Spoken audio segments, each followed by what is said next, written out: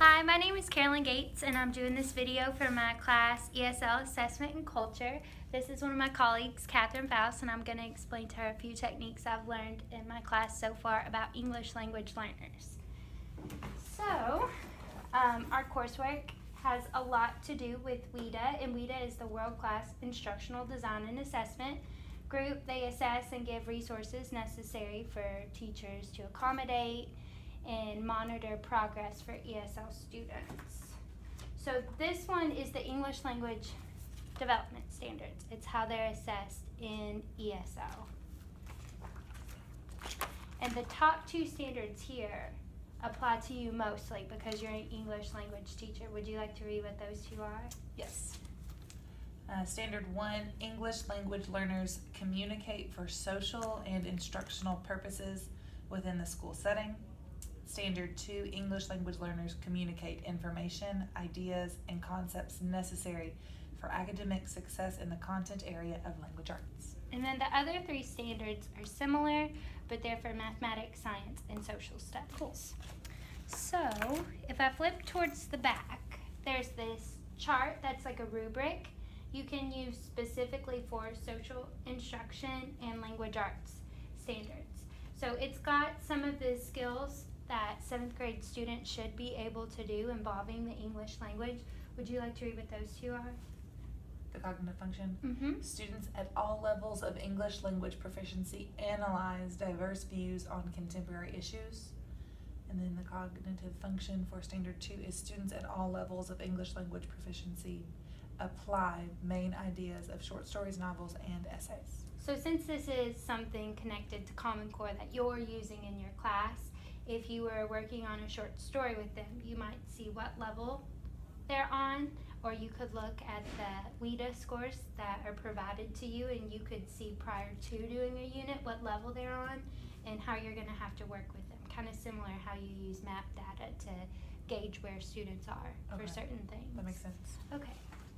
And the last thing I have in this book to show you is just some of the basic accommodations you could use. Like if you're having a social assessment, like a formative assessment where they're turn, pair, share, or something like that, you may give an ESL student something like a conversation starter, like a fill in the blank, I feel this way because, to kind of guide their conversations. You also want to front load vocabulary as much as possible, include visuals and models, allow verbal explanations at times if written ones are a little too developed for them. And you always want to create real world and relevant units that gives student prior knowledge to the content. So some of the things we've been working with is like a unit about food. They have prior knowledge about that and can use that throughout their unit. Does that make sense? Yeah, that makes a lot of sense. Okay.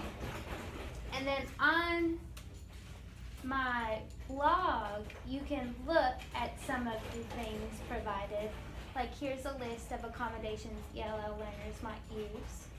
And you can click on that and see. And you made this? I made this. Cool. And this goes to like what I was telling you, the unit about food, the importance of authentic assessment.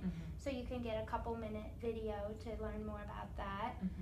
How to front load and teach vocabulary. There's like 15 games on this site that you could use that would help all students, not just ESL students. Standards-based grading's been beneficial for a lot of students in ELL, and I know you use standards-based grading, so you also see the importance in that already.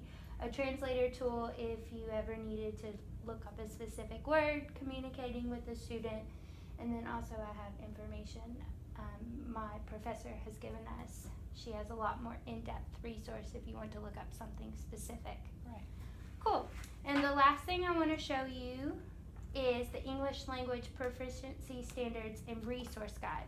So this is it's a little more in-depth for you in language arts or me in math class. And so it's got the table of contents where you can pick a specific area where you may want to get some examples or look at how you may accommodate ELL students with sensory supports or with writing samples or maybe with like graphic organizers or something like that. Do any of those interest you? Do you use any of those in your class? I think graphic organizers are helpful for all students, so I think I'd like to see some examples of those. Okay. And then those are on page, Graphic supports. Yep. right here. Okay, so here's a table provided that gives different types of graphic organizers you could use, like a Venn diagram, and then which English language learning standard would benefit you using that for. And then it also gives you information if it would be a social standard or an English language arts standard that would benefit you for. So for example, the cycles you could use for plot lines in language arts. And it would kind of help them process and look through the steps. Right. Does that make sense? I have a question. Does Okay.